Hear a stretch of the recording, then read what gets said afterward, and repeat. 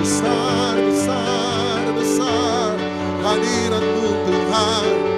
Terima kasih buat anugerah-Mu, buat kebesaran-Mu.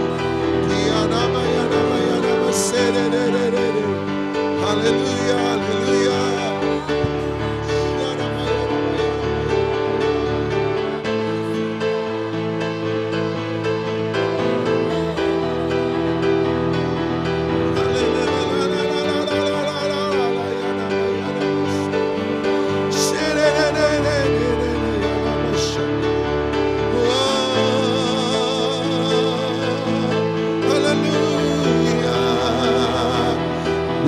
Biar awan kemuliaan-Mu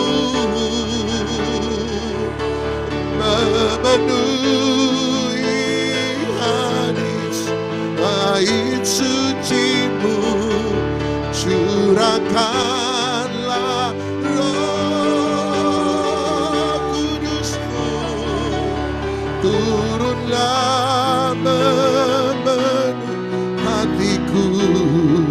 Biar awan kemuliaan-Mu turunlah memenuhi bait suci-Mu, curahkanlah Roh Kudus-Mu, memenuhi hatiku. Biar awan kemuliaan-Mu turunlah memenuhi bait suci-Mu, curahkanlah Roh Kudus-Mu, memenuhi hatiku. Biar awan kemuliaan-Mu turunlah memenuhi bait suci-Mu,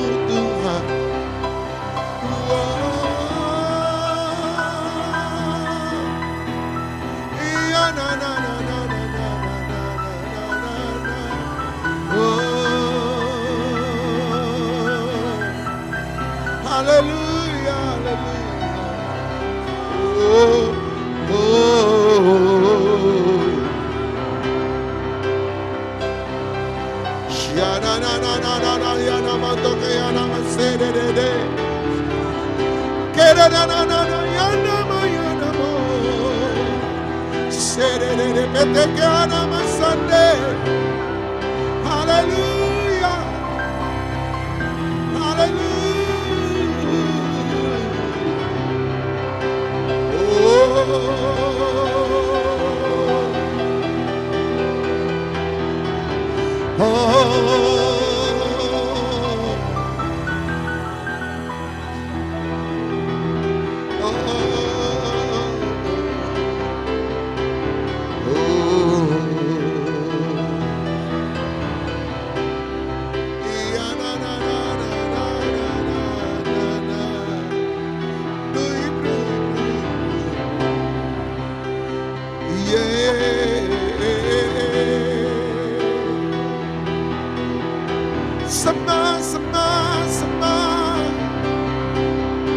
Puji, puji, puji,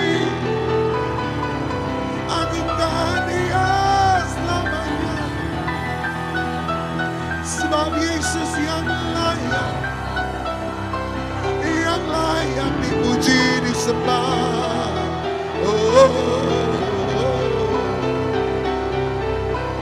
Hallelujah. Hallelujah. Hallelujah. Hallelujah. Hallelujah. Hallelujah.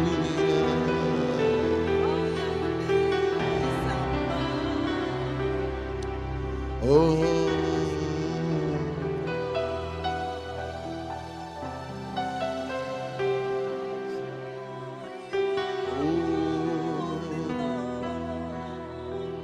Holy, holy, goodness, goodness, goodness, goodness.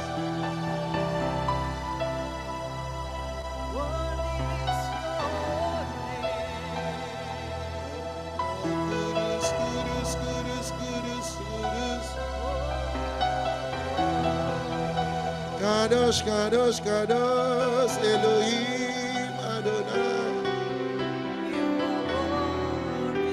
Kau besar, kau ajaib. Oh.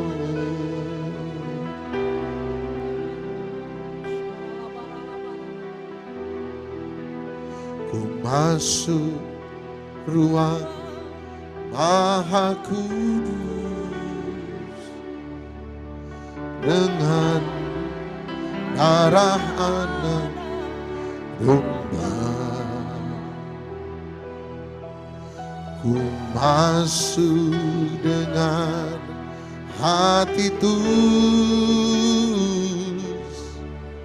menyembah yang maha kuasa. Ku menyembahmu,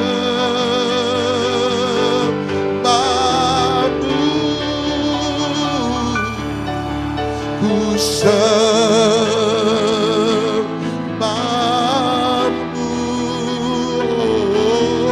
ku menyembahmu,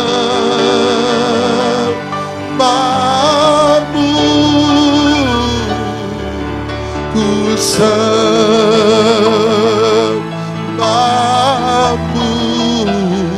sebab namamu kudus. Hanya Engkau kami panggil kudus, Tuhan.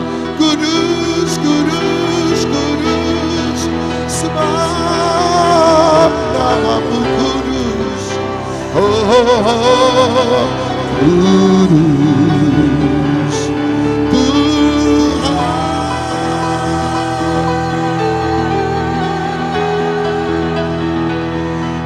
Ku menyembahmu,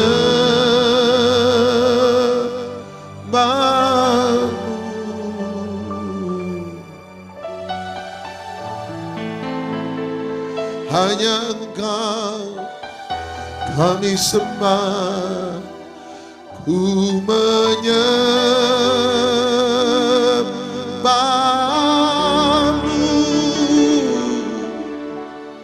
ku sembahmu,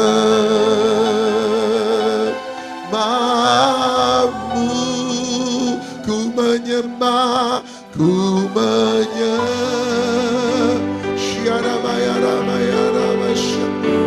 haleluya, ku sembahmu,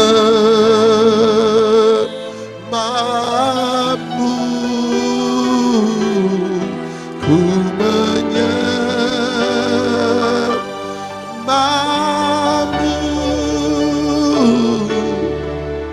ku sembahmu,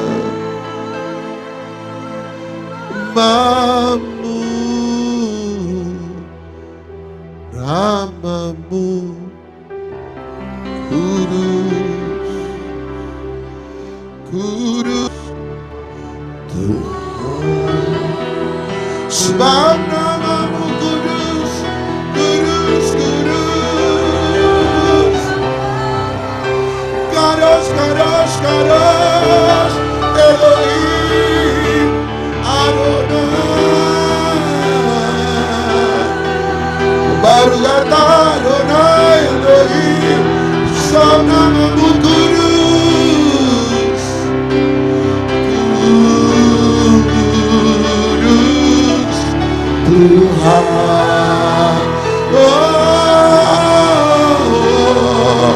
Sebab namamu kudus, haleluya, kudus Tuhan. Sebab namamu kudus, kudus Tuhan.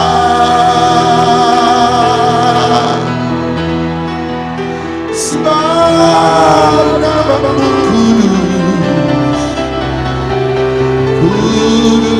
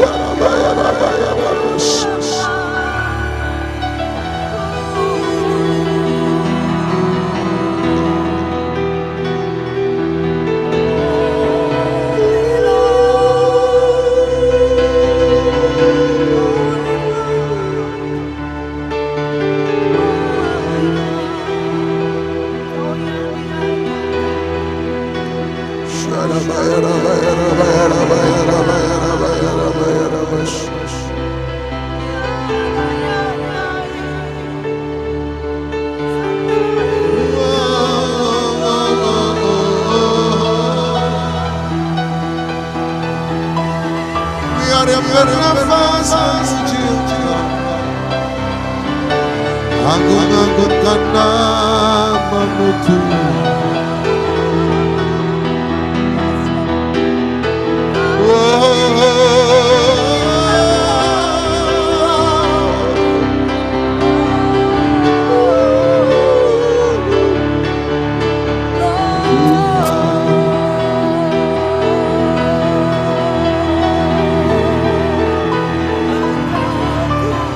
Ya na na na na na na na na.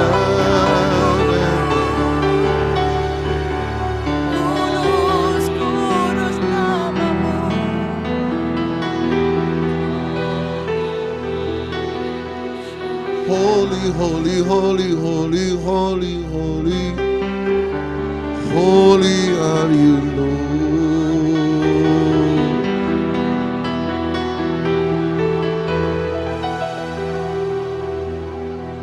Holy, holy, holy, holy, holy are you, Lord. Terima kasih, terima kasih. Thank you, thank you, thank you, thank you, thank you.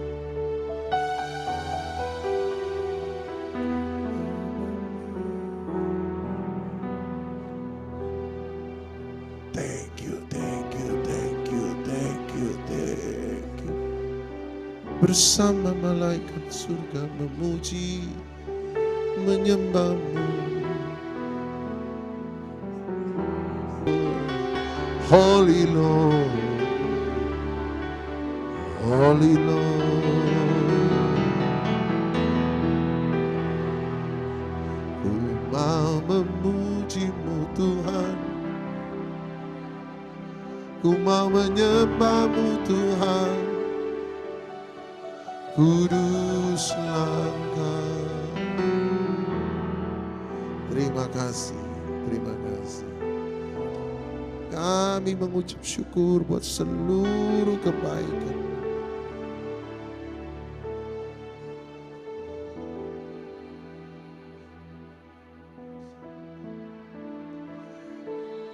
Terima kasih Tuhan. Terima kasih. Mari datang pada Tuhan. Besarkan namanya, kebaikannya dalam hidup kita. Bapa, Engkau baik.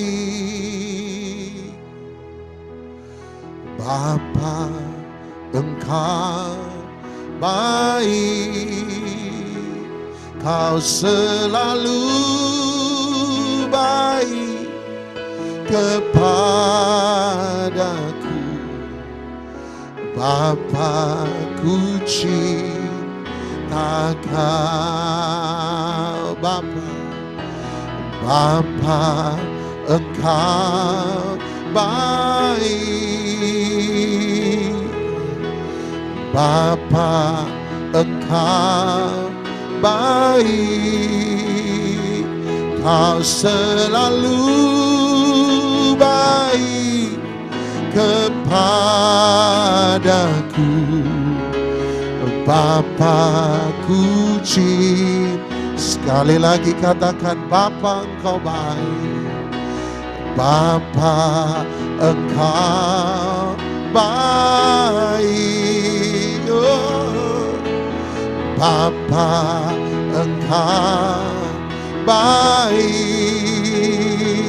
Kau selalu baik kepadaku.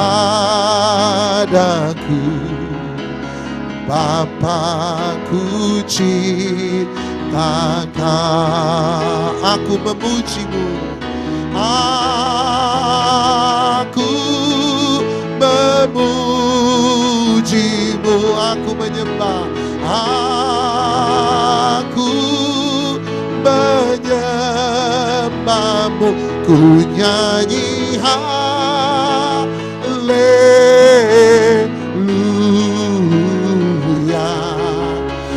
Bapa, ku cinta Kau. Bapa, Engkau baik. Bapa, sangat-sangat baik. Oh Bapa, Engkau baik.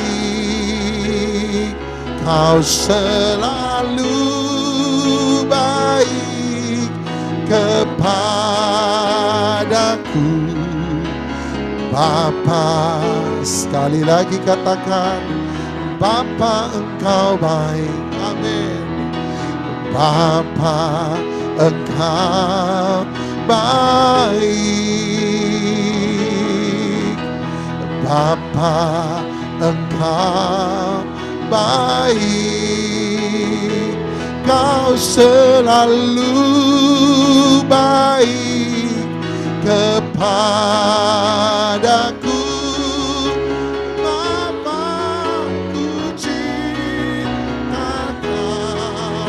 Ku mau memujimu, aku memujimu, aku menyembahmu, ku nyanyi haleluya.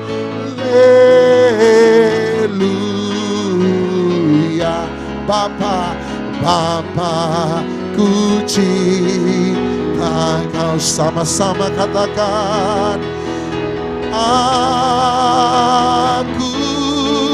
memujimu, aku menyembahmu, ku nyanyi haleluya.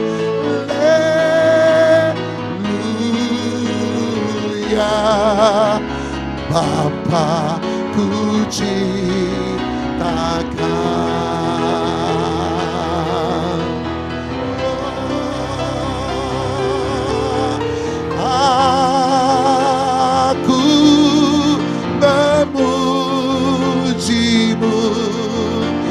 aku memujimu, aku menyembahmu, ku nyanyi haleluya.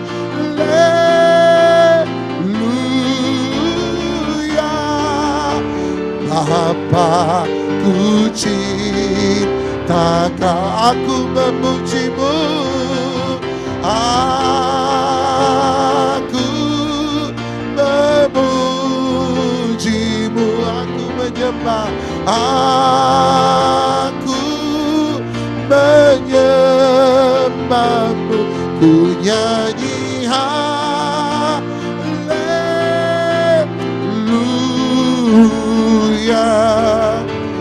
Bapa ku ciptakan, aku memujimu, aku memujimu, aku menyembahmu, ku nyanyi haleluya.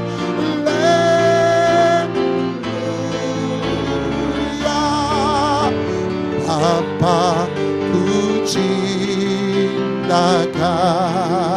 aku memuji, aku memujimu, aku menyembah, aku menyembahmu, ku nyanyi haleluya.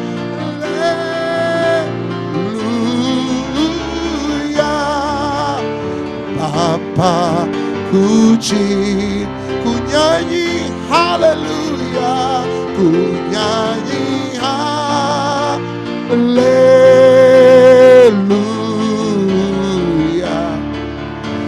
Bapa ku nyanyi haleluya, ku nyanyi haleluya.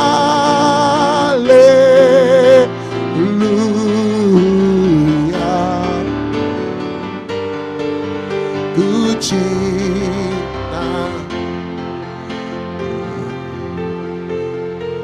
nyanyi haleluya.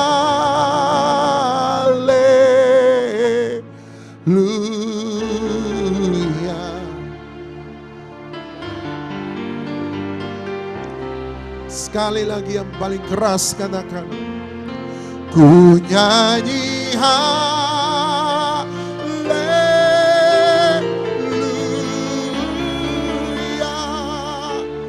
Bapa ku ciptakan.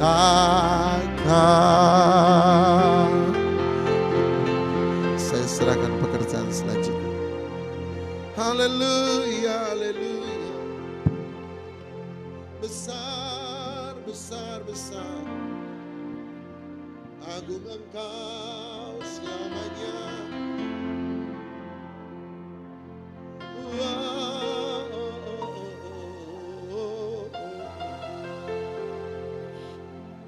Terima kasih Tuhan, terima kasih Tuhan. Kami mengerti dan kami akan selalu tahu Engkau Bapa yang baik dalam hidup kami. Maka setiap hari dalam hidup kami akan memilih untuk memuliakan nama-Mu. Setiap hari dalam hidup kami akan memilih untuk mengucap syukur. Karena kami tahu apapun yang terjadi, Engkau Tuhan yang selalu mendatangkan kebaikan dalam hidup setiap kami. Terima kasih Tuhan. Terima kasih untuk hadirat-Mu. Terima kasih untuk penyertaan-Mu Tuhan. Biar hari ini kami semakin mengerti apa yang Engkau mau dalam hidup kami. Buat kami hari ini mendengar akan setiap pesan yang dari hati-Mu. Dan hamba percaya dan hamba berdoa Tuhan, biar hari ini Kau turunkan roh hikmat, wahyu dan pengertian buat setiap hidup kami. Buat kami bisa menangkap, buat kami bisa mengerti apa yang Engkau mau dalam hidup kami. Terima kasih Tuhan, terima kasih ya Roh Kudus. Di dalam nama Tuhan Yesus Kristus, dan semua yang siap diberkati sama-sama katakan amin, amin, amin, amin. Shalom. Shalom. Saudara, ini pertama kali ya, kayaknya sudah dari sekian lama ini pertama kalinya saya boleh sekali lagi melayani Tuhan di persekutuan ini. Saudara, dan perkenalkan nama saya Hadasah, saya dari Semarang. Saya lahir dari keluarga hamba Tuhan. Papa saya seorang hamba Tuhan, mama saya hari ini juga seorang hamba Tuhan. Saya 3 bersaudara dan semua kami melayani Tuhan di bidang kami masing-masing, saudara. Saudara, dan saya yang paling kecil dan Tuhan panggil saya menjadi seorang hamba Tuhan dari sejak umur 17 tahun. Tahun ini kemarin bulan November saya merayakan ulang tahun ke-28. Saudara, dan saya melihat bagaimana Tuhan benar-benar bisa mengubah setiap orang yang mau menerima panggilannya, saudara. Saya melihat bagaimana penyertaan Tuhan itu benar-benar nyata dalam hidup saya. Saya melihat bahwa dalam setiap kegagalan dalam hidup saya pun Dia tetap Tuhan yang setia. Saudara, dan hari ini ketika saya berdoa, tiba-tiba Tuhan ingatkan tentang Mazmur 91. Saudara, kita seringkali membaca ayat ini, bahkan ada beberapa dari saudara mungkin menjadi ayat hafalan buat saudara. Tapi izinkan saya membacakan komentator Yahudi lama mengenai Mazmur 91 ini sebelum nanti kita baca. Saudara, Mazmur 91 ini mereka yakini sebagai mazmur yang diciptakan pada saat-saat penciptanya sedang menghadapi yang namanya demonic attack, saudara, atau serangan kuasa gelap. Jadi mazmur ini berkaitan langsung dengan apa yang Tuhan janjikan ketika kuasa gelap itu menyerang kehidupan kita secara pribadi dan kehidupan gerejanya. Para komentator Yahudi, agama Yahudi lama berpendapat semuanya setuju berdasarkan pengkalimatan-pengkalimatan yang dituliskan dalam Mazmur 91 ini. Maka mereka semuanya berkata ini merupakan mazmur yang lahir justru pada saat ada serangan kuasa gelap. Karena mazmur ini lahir akibat serangan kuasa gelap, ini tentu merupakan jawaban Tuhan atas apa yang merupakan jeritan umatnya pada waktu mereka diserang oleh kuasa gelap. Saudara, saya berdoa ketika hari ini kita akan membaca ulang akan Mazmur 91, kita punya cara berpikir yang berbeda. Saudara, bahwa ini bukan karangan manusia biasa, namun ini adalah jawaban Tuhan. Adalah jawaban Tuhan, pewahyuan Tuhan atas jeritan anak-anaknya yang sedang menghadapi akan serangan kuasa gelap. Mari kita sekali lagi lihat lebih dekat dan jelas tentang firman ini. Mazmur 91 ayat yang pertama sampai ayat yang ke-16. Mazmur 91 ayat yang pertama sampai ayat yang ke-16. Oke.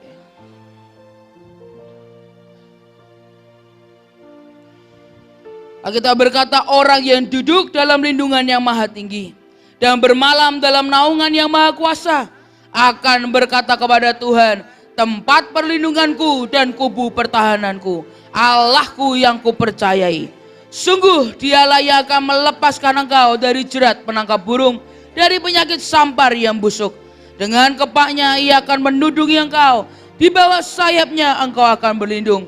Kesetiaannya ialah perisai dan pagar tembok.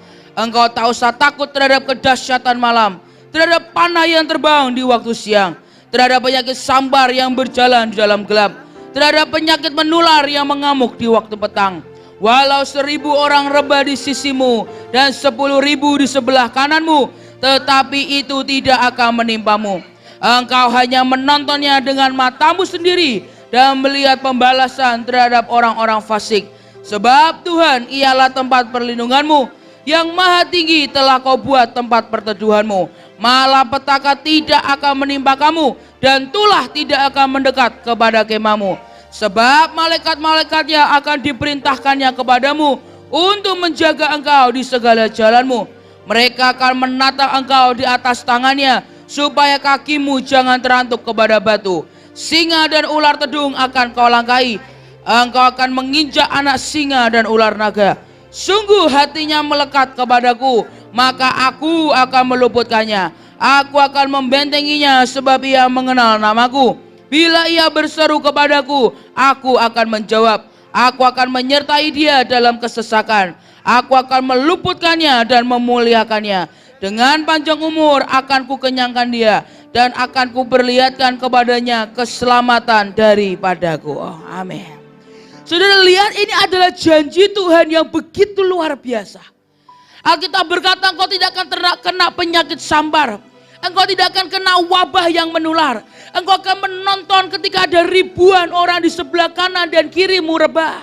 Tidak akan ada yang berakibat apapun dalam hidup setiap kita. Dan Alkitab berkata malaikatnya akan diperintahkannya kepada kita untuk menopang kita. Artinya ini sebuah proteksi total yang Tuhan sediakan dan janjikan buat setiap kita. Saudara, dan di hari-hari ini kita perlu mengerti bahwa kita perlu proteksi total baik tubuh, jiwa maupun roh kita. Kita perlu proteksi total yang dari Tuhan. Saudara, kita mengerti kemarin pandemi. Saudara, saya tidak berkata orang yang kena berarti tidak dapat proteksi. Bukan, saudara ya. Semua dalam pengaturan Tuhan yang luar biasa. Tapi toh saya melihat orang-orang yang justru kena, mau tidak mau akhirnya terkurung di rumah dan punya waktu berdua dengan Tuhan. Toh tetap saya bisa melihat Tuhan membalikkan semua rencana si jahat. Dibalikkan seperti Roma 8 ayat yang ke-28. Dijadikan semuanya untuk mendatangkan kebaikan dalam hidup setiap kita. Tapi sekali lagi kita semua perlu yang namanya proteksi total dalam kehidupan kita. Tapi ketika saya menyadari ini, saya mulai sadar berapa persen orang-orang yang benar-benar mengalami ini, saudara. Karena jika hanya 0,01% orang yang menikmati untuk apa ayat ini ditulis. Saudara, ada satu hal yang saya mengerti bahwa dari pihak Tuhan, Tuhan tidak pernah salah. Dari pihak Tuhan, Tuhan ingin semua orang yang membaca ayat ini benar-benar mendapatkan akan jaminan ini. Saya percaya dari pihak Tuhan, Tuhan ingin memberikan proteksi total buat setiap anak-anaknya. Dan ketika saya mulai lihat lebih dekat, akhirnya saya baru bisa melihat bahwa ada kunci untuk kita bisa menikmati akan pasal yang begitu ajaib ini. Karena saudara, kalau kita perhatikan janjinya dan kita tidak memperhatikan cara untuk mendapatkan janjinya, maka itu seringkali tidak bisa terjadi dalam hidup setiap kita. Tapi hari ini kalau saudara perhatikan ada cara untuk menikmati akan janji Tuhan ini. Dan kalau saudara perhatikan di ayat pertama dan kedua, itulah kunci untuk kita bisa menjalani dan menikmati akan setiap janji Tuhan yang sudah Tuhan sediakan. Dan dalam asal ayat yang pertama dikatakan orang yang duduk dalam lindungan yang maha tinggi dan bermalam dalam naungan yang maha kuasa. Saudara, ini adalah kunci yang perlu kita mengerti. Karena hanya orang-orang yang duduk dalam lindungan yang maha tinggi yang bisa menerima akan janji ini. Ayat ini tidak diperuntukkan untuk semua orang. Tapi ayat ini untuk orang-orang yang duduk dalam lindungan yang maha tinggi. Dan dalam bahasa Inggrisnya dikatakan he who dwells in the secret place of the Most High shall abide under the shadow of the Almighty. Ia yang tinggal di tempat rahasia daripada yang maha tinggi, yaitu Allah sendiri. Maka sekali lagi ayat ini tidak diperuntukkan untuk semua orang Kristen, tapi hanya untuk orang-orang yang berlaku untuk tinggal di tempat rahasia daripada yang maha tinggi. Dan di manakah tempat rahasia Tuhan? Mari kita buka Matius 6 ayat yang ke-6. Matius 6 ayat yang ke-6. Matius 6 ayat yang ke-6. Tetapi jika engkau berdoa, masuklah ke dalam kamarmu, tutuplah pintu dan berdoalah kepada Bapamu yang ada di tempat tersembunyi. Maka Bapamu, saya percaya Bapak Ibu semua di sini lebih mengerti. Tapi ada begitu banyak anak-anak muda, terutama anak muda. Mereka ingin recognition, mereka ingin dikenal orang. Daripada punya relationship, punya hubungan, mereka lebih ingin dikenal oleh orang-orang di sekitar mereka. Kita berdoa menggunakan kata-kata yang paling indah. Untuk apa sebenarnya? Dipuji, saudara. Banyak orang mengangkat tangannya di depan banyak orang. Supaya apa? Kelihatan rohani. Tapi ternyata rohana, saudara. Ada begitu banyak orang ingin hanya menyembah Tuhan ketika rame-rame. Begitu di dalam kamar, Tuhan berkata, nak, ayo kita menyembah. Desra hanya diam dan berkata, nantilah Tuhan. Seminggu sekali sudah cukup. Seminggu 2 kali sudah cukup. Nanti rame-rame baru aku menyembah Tuhan. Saudara, dan ini yang saya lihat. Saudara, dulu papi saya pernah berkhotbah. Beliau pernah mengajarkan tentang kebutuhan jiwa, saudara. Salah satunya kebutuhan jiwa kita adalah dipuji. Jika kita tidak dipuji dan terus-terusan dihajar, maka jiwa kita akan goyah dan minder. Tapi jika kita tidak pernah ditegur dan dipuji terus-menerus, maka kita akan sombong, saudara. Maka itulah kenapa kita perlu kedua-duanya. Dan itulah kenapa kita perlu seringkali minta Tuhan kikis. Semua perasaan ingin dikenal, semua perasaan ingin dilihat, kikis Tuhan. Saudara, bukan berarti kita tidak boleh datang ke rumah Tuhan dan beribadah. Enggak, saudara. Tapi ini tentang di mana engkau di depan orang kau sembah Tuhan. Tapi ketika di kamar, di dalam secret place, tempat di mana hanya ada engkau dan Tuhan, engkau tetap melakukan yang sama. Saudara, dan ini yang seringkali sulit untuk kita lakukan. Saudara, dan kalau kita teruskan, Alkitab berkata engkau menunjukkan siapa dirimu, engkau pamerkan kehebatanmu, orang berkata wah ini orang hebat. Engkau angkat tangan dan orang memuji saudara, wah ini orang yang rohani. Dan Alkitab berkata itu adalah upahmu. Saudara, bagi saya lebih baik mendapatkan hadiah dari Allah, dari Tuhan, daripada dari manusia, saudara. Karena ketika itu berkat datang dari Tuhan, wah saudara, itu lebih ajaib dan luar biasa. Tapi kalau engkau berharap kepada manusia, seringkali itu bisa mengecewakan. Saudara, saya pernah mengalami, saya diajari Tuhan tentang tidak boleh berharap berkat itu datang dari manusia, saudara. Suatu hari ada orang datang ke saya dan bilang, saudara, saya ini lagi dalam proses membangun rumah, saudara. Yang sudah bertahun-tahun sekarang lagi berhenti. Saudara. Dan dalam proses itu ada orang datang ke saya dan bilang gini, aku mau bikinin kamu rumah. Rumahmu tuh ku bikinin, ku bayarin sampai jadi. Wah, saya seneng tuh ya saudara ya. Gak bisa munafik lah saudara. Wah, saya happy banget. Yes, ada berkat Tuhan melalui seseorang. Tapi tanpa saya sadari, hati saya berharap ke manusia saudara. Hati saya berharap, dan saya akan berkata, oke, saya nggak boleh sampai menyinggung dia. Saya nggak boleh sampai membuat dia marah. Saya nggak boleh membuat dia sakit hati. Saya harus pastikan, kenapa rumah saya di tangan dia. Saudara, tapi Tuhan mau ajari saya untuk tidak berharap ke manusia. Dan sekian bulan tidak ada kabar. Sekian tahun tidak ada kabar. Hari ini sudah mau lebih dari 3 tahun juga tidak ada kabar. Saudara, dan hari itu saya bisa ngechat, gimana sih katanya mau berkatin, ya kan saudara? Katanya mau berkatin, kok saya gak diberkatin, saya bisa ngelakuin itu. Tapi hari itu saya datang ke Tuhan dan saya berkata, Tuhan, apa sih yang kau mau ajari? Dan Tuhan berkata, nak, kamu berharap ke manusia. Saudara, dan saya setiap kali ketemu orang itu, mukanya gak bersalah loh saudara. Artinya dia lupa. Wah. Tapi sekali lagi saya gak berubah sikap dengan, oh si ini enggak. Saya tetap kasih dia karena saya tahu dia lupa karena Tuhan. Saya tahu ini rencana Tuhan. Karena kalau tidak saya akan berharap ke dia, terus-terusan. Dan saya lupa untuk berharap ke Tuhan. Saudara, dan sekali lagi, jika kita berharap ke manusia, percayalah itu akan mengecewakan kita. Tapi ketika kita belajar untuk berharap hanya kepada Tuhan, maka Dia Tuhan yang bisa memberkati kita dengan caranya yang ajaib. Dia Tuhan yang kreatif, saudara. Dia bisa memberkati kita dengan segala macam cara yang tidak pernah kita pikirkan sebelumnya.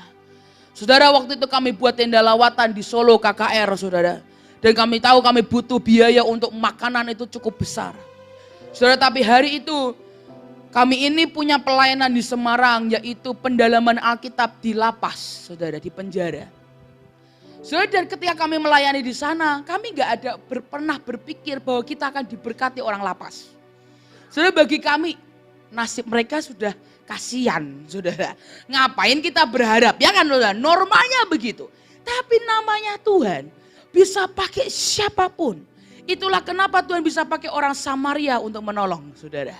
Sekalipun yang lain lewat, tidak mau menolong, Tuhan kirim orang Samaria yang baik hati. Saudara, dari hari itu kami butuh. Dan kami layani mereka, kami layani dan setiap bulan bahkan ada yang memberikan diri ke Yesus. Mereka dibaptis di lapas, saudara. Saudara, dan sebagai suatu hari ketika kami berdoa, Tuhan kami butuh dana untuk makanan. Saudara, dan tiba-tiba dari salah satu orang di lapas ini ternyata sudah keluar dari penjara. Dan ketika mereka terima Yesus, mereka terima anugerah, saudara. Ada yang seharusnya seumur hidup, tiba-tiba bisa berubah. Dan tidak seumur hidup tiba-tiba mereka bisa keluar. Yang seharusnya masih lama, tiba-tiba dipercepat, dimudahkan, mereka bisa keluar dengan mudah. Dan Bapak ini salah satu yang mendapatkan anugerah, keluar lebih cepat. Dan ketika dia keluar, tiba-tiba dia datangi kami dan dia berkata, Bu, saya mau kirim ayam. Dia kirim ayam berapa? 2 ton. Saya kaget. Loh, Bapak ini siapa? Saya ini penghuni lapas, katanya. Yang waktu itu ikut pendalaman Alkitab cuman 4 kali atau 4 bulan, saudara. Gak nyampe sampai 4 bulan dia udah keluar. Dia berkata, saya ini ikut murid. Saya ini muridnya. Saya ikut pendalaman di Alkitab. Saya ini ternyata juragan ayam. Saudara, bagi saya ini sesuatu yang di luar nalar. Waktu orang tanya, siapa yang berkati kamu? Mantan narapidana. Saya tidak pernah pikir sebelumnya, saya gak pernah ngerti. Dan tiba-tiba berkat Tuhan itu datang. Saudara, itulah kenapa saya belajar ya Tuhan. Saya harus belajar berharap ke Engkau. Saya harus belajar berharap ke Engkau dan bukan kepada manusia. Begitu kepada manusia, percayalah semuanya akan menjadi sia-sia. Itulah kenapa saudara, ketika kita memuji Tuhan, jangan cari mata manusia atau pujian manusia maupun berkat dari manusia. Karena ketika kita terima semua itu, Alkitab berkata Allah sudah memberikan hadiahnya kepada kita. Tapi apa yang Dia mau, seperti yang di Matius 6, ketika engkau berdoa, masuklah ke dalam kamarmu, tutup pintunya. Maka Bapamu yang melihat yang tersembunyi akan membalasnya kepada kita. Saudara, bahkan Alkitab berkata, berdoalah kepada Bapamu yang bersamamu ketika kamu sendirian. Saudara, banyak orang lebih suka menikmati persekutuan yang bersama-sama. Dan begitu banyak orang lupa untuk menikmati waktu berdua dengan Tuhan, saudara. Karena dalam kesendirian kita, justru disitulah kita akan benar-benar melihat anugerahnya. Itu begitu luar biasa dalam hidup setiap kita. Saudara, ketika papa saya dibawa pulang Tuhan 7 tahun yang lalu, bulan Maret tahun depan 8 tahun ya, 8 tahun. Saudara, dan di awal-awal tahun itu adalah masa yang paling goncang dalam hidup saya. Saya bolak-balik masuk rumah sakit, stres. Ditanya dokter penyakitnya apa, stres. Sudah membuat akhirnya saya harus operasi besar karena stres. Dan di masa-masa saya begitu goncang, di masa saya begitu sulit. Saudara, bahkan saya berkata, Tuhan, saya tak mencintai Engkau, tapi saya nggak bisa ngerasain Tuhan yang benar-benar. Sudah bisa ngerti maksud saya ya. Engkau seperti Ayub, saya akhirnya mengerti apa yang Ayub katakan. Dia berkata, aku ke utara dan aku tidak temukan Tuhan. Aku ke timur, aku ke barat, aku ke selatan dan aku tidak temukan Tuhan. Ayub berkata begitu. Dan ketika itu tiba-tiba Tuhan berfirman di hidup saya, dia bilang, Sa, kamu pergi ke Eropa. Ngapain Tuhan? Sama siapa? Sendirian. Saudara, saya itu sering berpergian tapi saya nggak pernah pergi sendirian, saudara. Dan hari itu dia berkata, kamu pergi ke Eropa sendirian. Kamu ke kota ini, waktu itu saya mengunjungi saudara saya Stephen dan AL yang ada di London. Dia berkata lalu kemudian kamu pindah ke Jerman, di situ ada teman lah saudara yang mereka tinggal di gereja dan mereka menolong gereja di situ. Dan saya bertanya, Tuhan kau mau ngapain?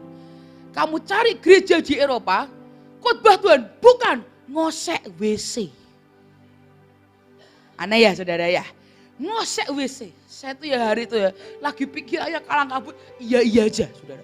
Oke lah Tuhan kau suruh aku ke Eropa, ngosek WC, siap. Saya berkata, so saya beli tiket, banyak orang tanya ngapain Sa? Disuruh ngosek WC, saya bilang. Padahal saya belum pernah ngosek WC sebelumnya, saudara. Disuruh ngosek WC. Dan akhirnya saya terbang ke Eropa sendirian, berangkat saya nangis, saudara. Kenapa? Sendirian.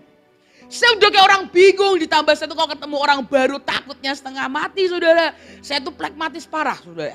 Jadi saya ketemu orang tuh takut, ketemu orang baru takut, di lingkungan yang gak nyaman tuh takut. Pokoknya saya tuh takut terus. Tapi ketika Tuhan suruh saya berangkat, saya nangis di awal-awal. Pesawat belum keluar dari Semarang, saya udah nangis. Tapi disitulah ketika saya nangis, saya bilang Tuhan saya benar-benar takut. Tapi saya memilih untuk berjalan sendirian dengan Tuhan. Dan ketika saya sampai di sana, saya tanya ke Stephen waktu itu, Stephen tolonglah kamu ada gereja ada.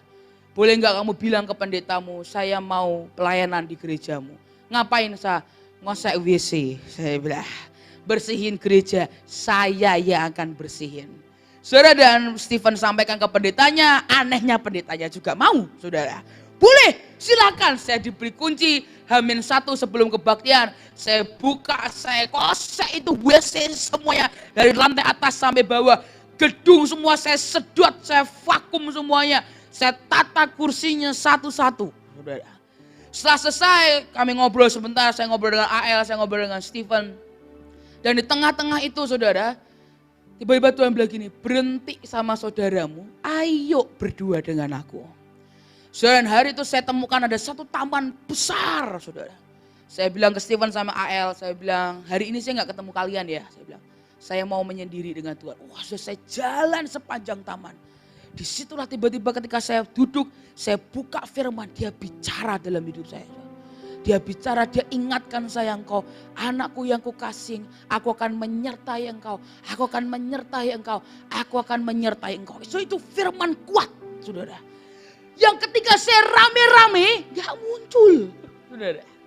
Tapi begitu saya sendiri dengan Tuhan, disitulah firmannya begitu kuat muncul. Ada begitu banyak orang ketika punya masalah, maunya rame-rame. Cari orang banyak untuk nolong. Tapi sebenarnya itu baik saudara. Ketika kita perlu didoakan dengan sesama itu baik. Tapi ada waktu di mana Tuhan rindu untuk kita berdua dengan dia. Saudara ketika di taman itu saya menikmati, tiba-tiba saya menikmati hadirat Tuhan. Saya gak kerasa dari pagi tiba-tiba udah malam. Saudara. Waktu dengan Tuhan begitu precious, begitu luar biasa. Dan saya merasa disegarkan. Saya pindah lagi ke Jerman saudara. Saya nginep di gereja, saya datangi pendetanya kali ini sendirian. Saya bilang, Pastor, bolehkah saya pelayanan di sini? Dan dia tahu background saya seorang anak hamba Tuhan. Dan dia tanya, apakah kamu mau khotbah? Enggak, Pastor, saya mau ngosek WC-mu, saya bilang. Dia bilang gini, kamu jauh-jauh dari Indonesia, kesini cuma ngosek WC. Iya, Pastor, saya bilang. Terus kamu mau ngapain? Pastor ada kerjaan apa buat saya lakuin. Dia bilang oke, di luar itu ada balkon saudara, ada pagernya saudara. Dan dia bilang sebentar lagi mau summer, mau musim panas. Biasanya kami pakai di balkon, boleh gak kamu cat ulang itu pager saudara. Saudara saya gak pernah ngecat sebelumnya, saya gak tahu namanya amplas, saya juga gak tahu saudara. Tapi hari saya berkata oke, gak masalah. Gedung gereja, tempat kebaktian saya bersihin ya. Oke boleh, saya ditunjukin semuanya. Dan setiap hari dia cek ke saya dan dia bilang kamu yakin Kamu jauh-jauh dari Indonesia, gak mau khotbah, maunya ngosek WC. Iya pastor, udah pastor pulang aja. Bilang, gak apa-apa, aman, saya gak akan nyolong. Bilang gitu. Makanya buat dia aneh, saudara. Tapi di situ ketika saya ngosek WC, saudara. Di saat ketika saya lagi ngamplas, yang katanya sudah mau summer, tiba-tiba turun snow, saudara. Saya ngamplas sambil dredeg-dredeg, tiba-tiba snow. Di saat itulah saya nikmati waktu saya dengan Tuhan. Dan ketika selesai semua, tiba-tiba hamba Tuhan ini datangi saya dan dia doakan saya dan dia bilang begini, ya Dasah, kamu tahu Tuhan kirim kamu ke sini, Tuhan mau kamu mulai dari bawah. Saya nggak tahu background keluargamu seperti apa, saya nggak tahu papahmu sehebat apa, tapi aku tahu Tuhan mau pakai hidupmu. Tuhan mau pakai hidupmu bukan hanya ketika kamu di atas. Tuhan mau kamu mulai dari bawah. Sebelum saya khotbah, saya ngosek WC.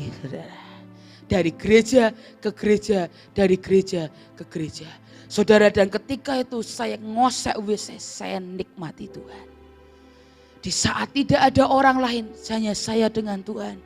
Saudara, disitulah saya menikmati Tuhan. Saudara, saya tidak bisa pungkiri ada kekuatan yang mengalir dalam hidup saya. Saudara, saya pulang dengan fresh. Saya pulang dengan segar. Semua keluarga saya yang lihat saya pulang, saya datang itu pergi dengan lesu. Ketika saya pulang, saya mulai berdiri tegak, saya mulai senyum. Saya mulai bahagia dan saya berkata, ayo kita lakukan. Apa yang Tuhan mau, ayo kita lakukan. Saudara, dan saya menikmati Tuhan. Ketika di saat saya sendiri dengan Tuhan. Sekali lagi bukan berarti kita tidak perlu ibadah.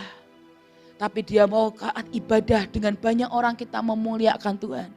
Tapi ketika kita berdua dengan Tuhan, kita memuliakan dia dengan cara yang sama. Dia tidak mau kita berubah hanya karena pandangan mata manusia. Tapi dia mau di saat tidak ada manusia siapapun, kita tetap sembah Tuhan, saudara. Saudara, bahkan di tempat kami, saudara, saya sering kali tegur orang-orang media, saudara. Saudara, kalau di tempat seperti ini orang medianya kelihatan, saudara ya. Di beberapa tempat orang medianya nggak kelihatan, saudara.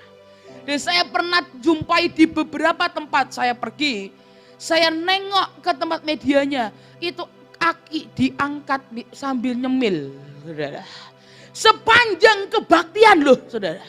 Sambil nyemil kaki diangkat. Saudara. Tapi begitu dia keluar, haleluya, haleluya. Saya bilang kurang ajar ini anak, saya bilang. Di depan banyak orang dia haleluya, haleluya. Begitu masuk ke ruang media, kakinya diangkat lagi. Saudara.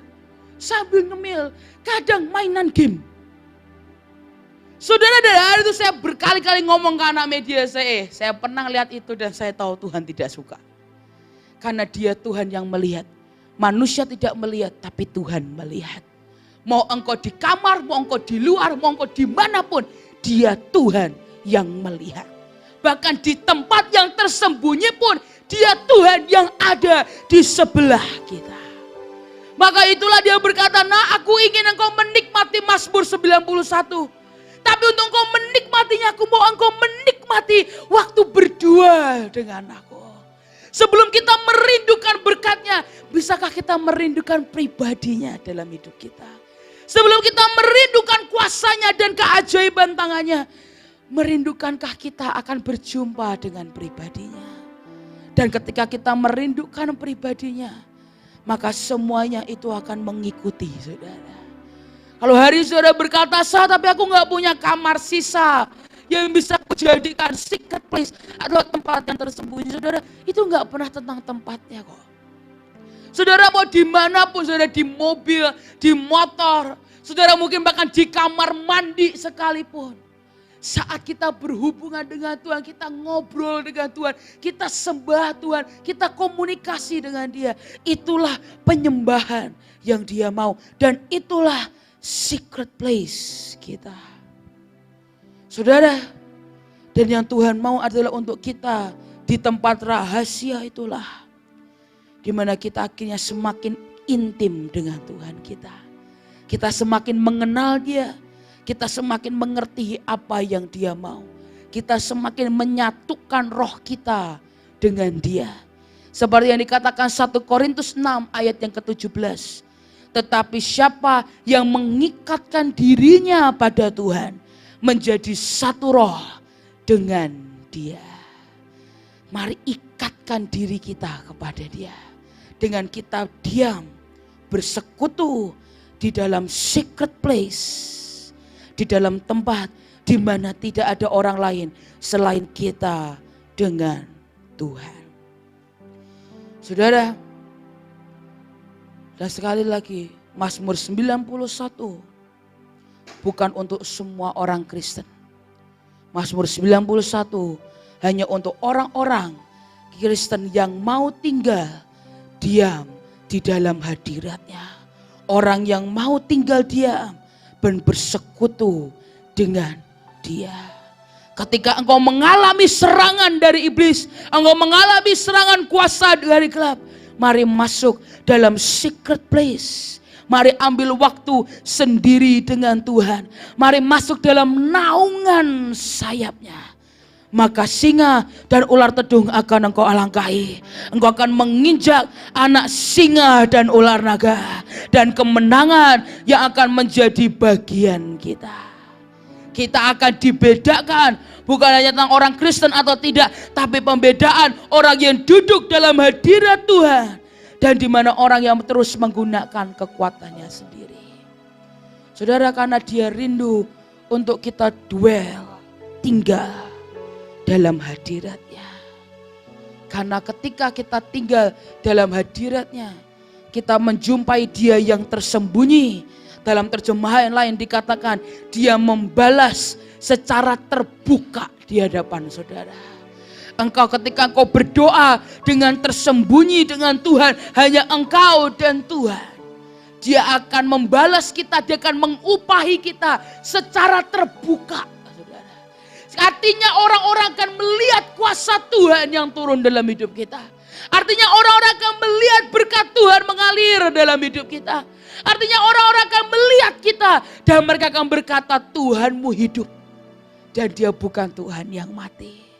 Tapi semua yang di luar tidak akan bisa kita terima jika kita tidak tinggal diam dalam hadirat-Nya.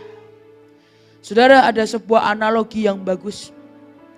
Saya lihat di internet dan dia berkata begini, saudara. Ketika Tuhan menciptakan ikan, Dia berbicara kepada air. Ketika Tuhan menciptakan pohon, Dia bicara kepada tanah. Ketika Tuhan menciptakan manusia, Dia berbalik ke dirinya dan Dia berkata, mari kita ciptakan manusia yang segambar dan serupa dengan Allah. Saudara, jika hari ini air tanpa ikan tetap akan menjadi air. Di Israel ada yang namanya laut mati. Kenapa disebut laut mati? Karena tidak ada kehidupan. Dan sekalipun tidak ada ikan di dalamnya tetap disebut laut. Saudara, tidak ada kata lain. Air tanpa ikan akan tetap menjadi air. Tanah tanpa pohon, saudara melihat banyak tanah kosong tanpa pohon, akan tetap menjadi tanah. Tidak ada yang berubah dan tidak ada yang rusak dari tanah itu. Tuhan tanpa manusia akan tetap menjadi Tuhan. Tapi jika hari ini dibalik, ikan tanpa air, apakah dia bisa hidup? Gak bisa.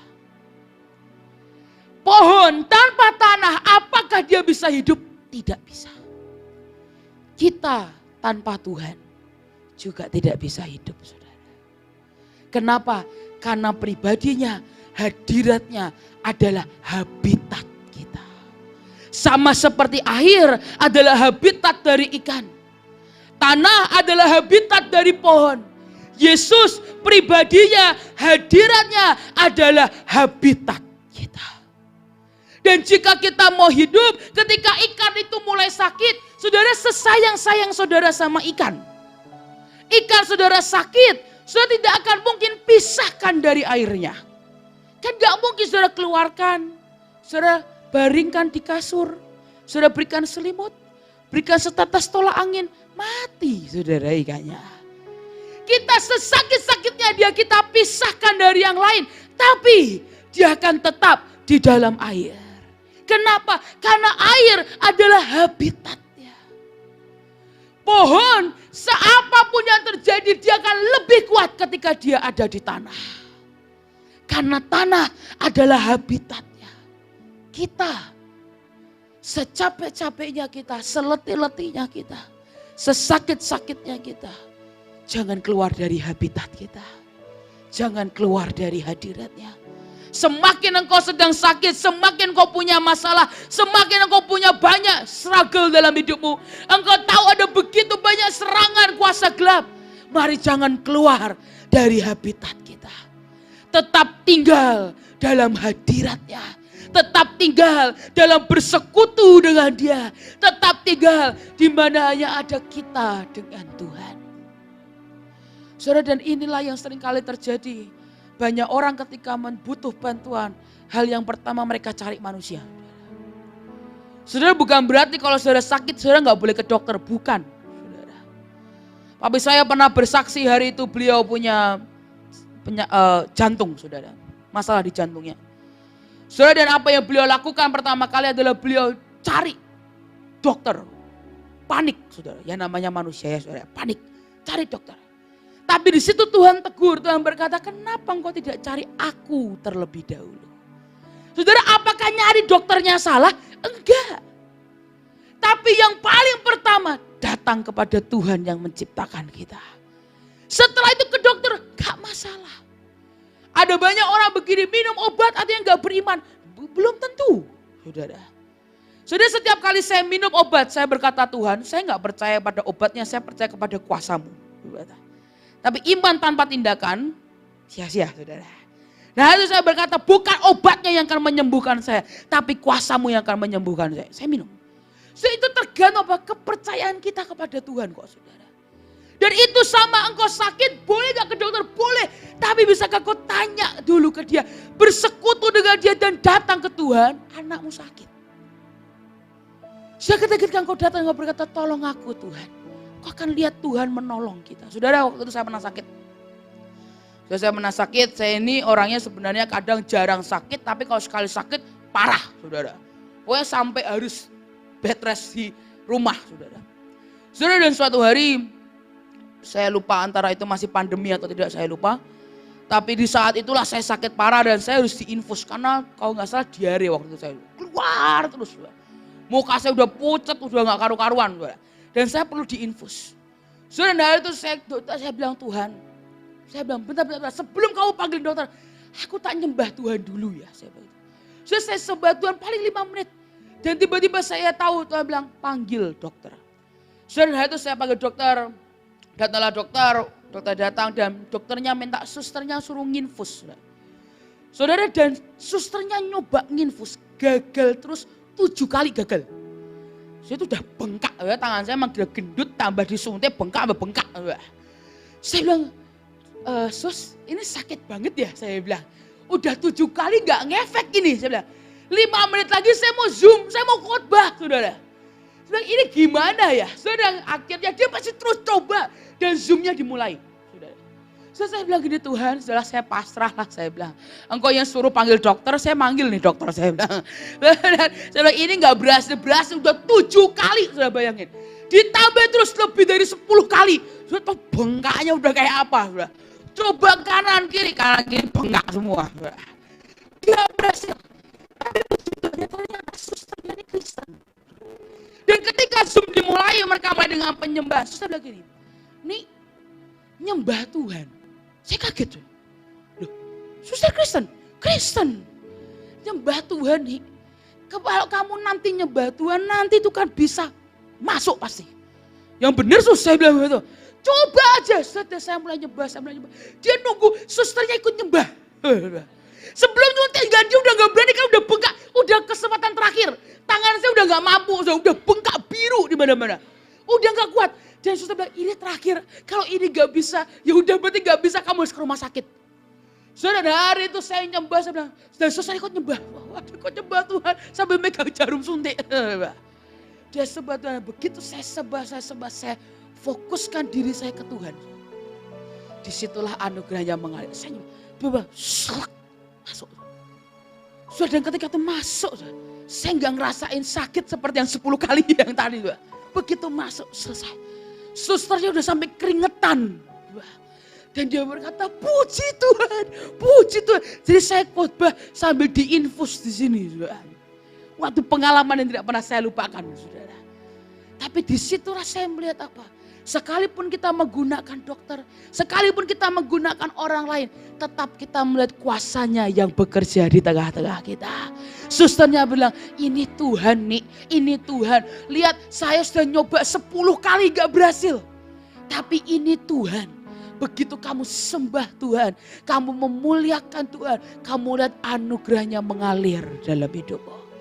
Saudara, dan sekali lagi, sebelum kita cari orang lain, mari kita cari Tuhan terlebih dahulu. Dan dia bisa gerakkan begitu banyak orang untuk menolong kita.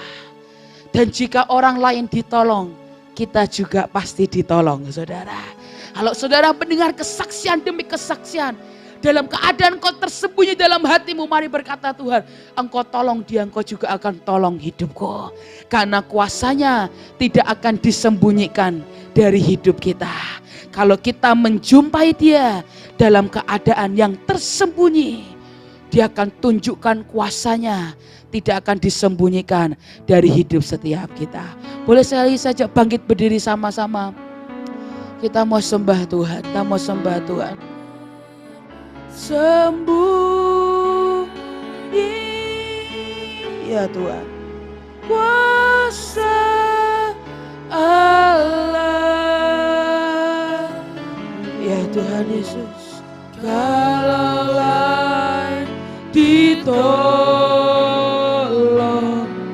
saya juga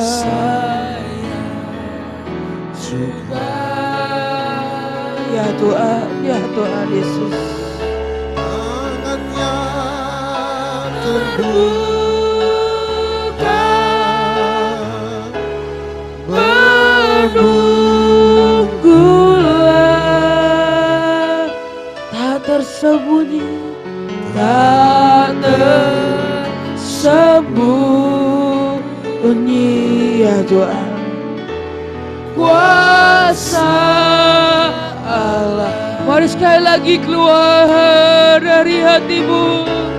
Tak tersembunyi, kuasa Allah, ya Tuhan. Kalau lain ditolong, saya juga, ya Tuhan. tangannya terbuka, menunggulah, tak tersembunyi, tak tersembunyi, kuasa Allah. Tuhan, kami tahu kuasa-Mu tidak bisa Kau sembunyikan. Kalau orang lain ditolong, Engkau juga akan menolong kami, Tuhan. Kalau Engkau dulu pernah menolong kami, sekarang pun Engkau akan tetap menolong kami. Ditolong, katakan dengan iman, saya juga. Dan ketika tanganmu terbuka,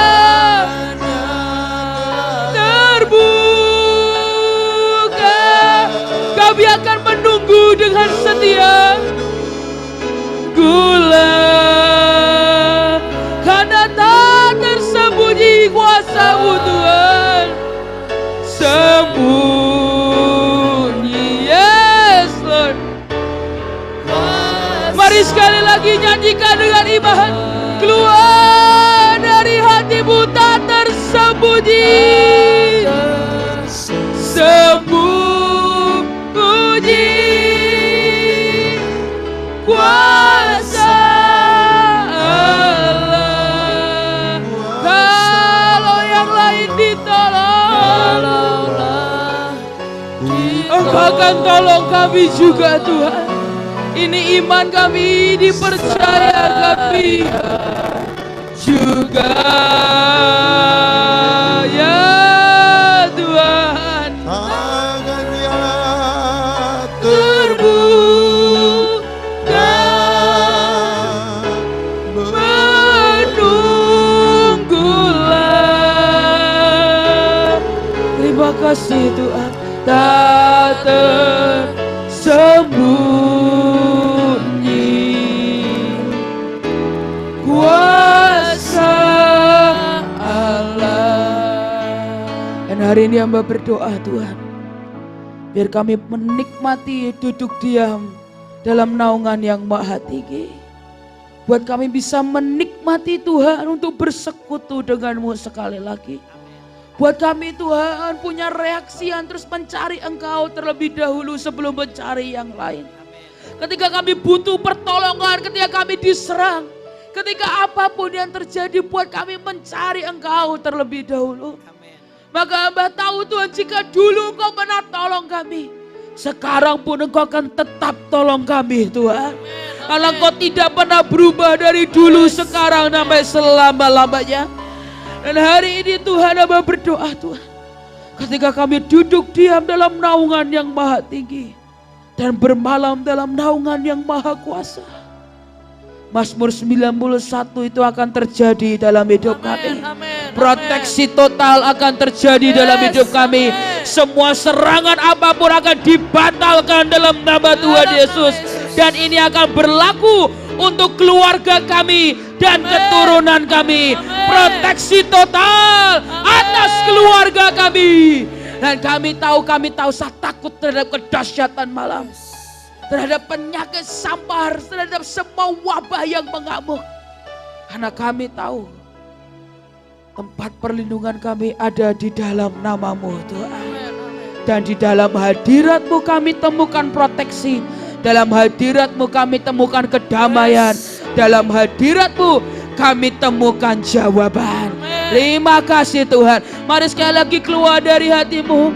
Sembah Dia tak tersembunyi. Terima kasih Tuhan.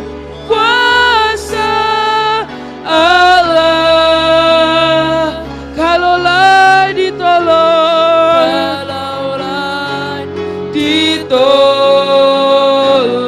terima kasih Tuhan. Saya juga, yes Lord, terbuka menunggulah. Terima kasih Tuhan, terima kasih Tuhan. Tak tersembunyi kuasa Allah.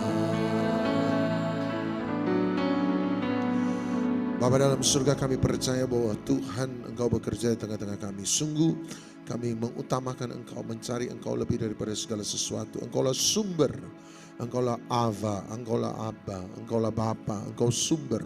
Engkau sumber penyediaan kami, Engkau sumber kekuatan kami, Engkau sumber mujizat kami, Engkau sumber berkat kami, Engkau sumber perlindungan kami, Engkau sumber segala sesuatu yang kami butuhkan mengalir dari Engkau. Terima kasih, terima kasih, terima kasih, terima kasih. Biarlah kami kembali diingatkan pada sesuatu yang paling mendasar, sesuatu yang paling radikal. Kembali kepada akar dari kekristenan adalah hadirat Tuhan. Engkaulah segala-galanya. Bukan pelayananlah yang pertama, bukan aktivitaslah yang menjadi pertama, bukan kekuatan kamilah yang menjadi pertama. In the beginning God, pada pertama-tama Allah. Biarlah kami kembali kepadamu. Terima kasih, berkati hambamu Hadasa Tuhan, Engkau berkati. Biarlah kembalikan segala hikmat, urapan daripada Tuhan, tempat maha tinggi menjadi bagian dalam kehidupannya. Berkati kami sekalian, sebentar umatmu akan mempersembahkan kepada Tuhan persembahan yang terbaik sesuai dengan apa yang Engkau tuntun kami untuk beri. Dan kami percaya bahwa Tuhan tidak pernah berhutang. Tangan Tuhan jauh lebih besar daripada tangan kami yang memberi. memberi. Tangan Tuhan yang melimpahkan jauh lebih luas daripada tangan kami yang melimpahkan. Terima kasih. Oleh sebab itu berkati umat-Mu, mereka yang memberi 30, 60, 100 kali ganda kemuliaan nama Tuhan. Dan lewat apa yang diberikan, biarlah itu menjadi kepercayaan bagi tempat ini, pelayanan PD Galilea, supaya jadi berkat bagi banyak orang, alat Tuhan di muka bumi, kerajaan sorga, agen kerajaan sorga, memperlebar nama Tuhan dan kerajaannya. Terima kasih, kami memberi dengan segala sukacita di dalam nama.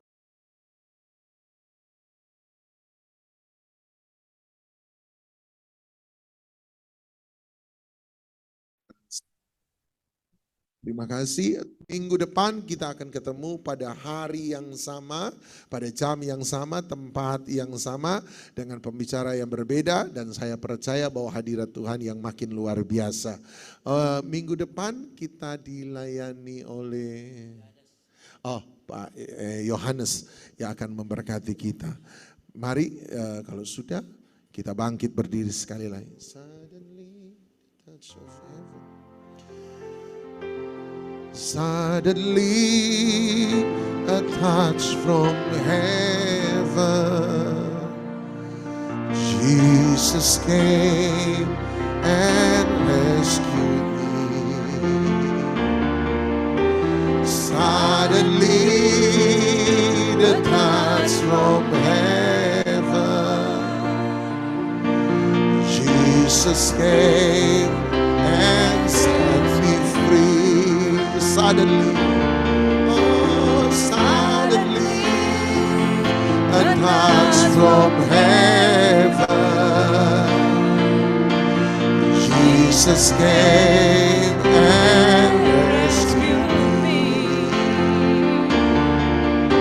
Suddenly, a touch from heaven, Jesus came.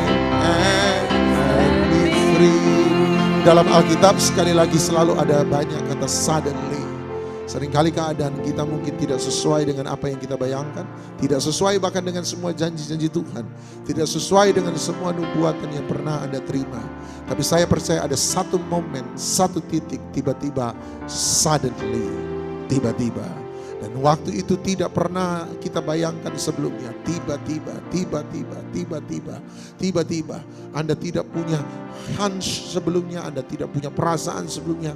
Tapi Anda tahu satu hal, Tuhan sementara bekerja. Suddenly ketika Tuhan datang, ada touch from heaven.